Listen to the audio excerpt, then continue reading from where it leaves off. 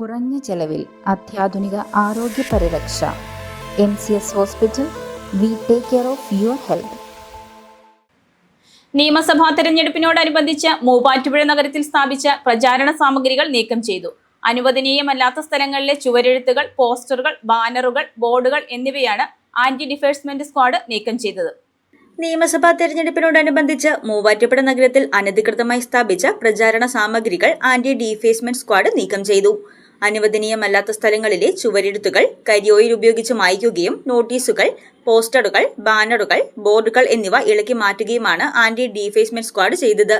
നിഷ്പക്ഷവും സുതാര്യവുമായ തെരഞ്ഞെടുപ്പ് ഉറപ്പാക്കുന്നതിന്റെ ഭാഗമായി രൂപീകരിച്ച ജില്ലാതല ആന്റി ഡിഫേഴ്സ്മെന്റ് സ്ക്വാഡ് ജില്ലയുടെ വിവിധ ഭാഗങ്ങളിൽ പരിശോധന നടത്തിവരികയാണ്.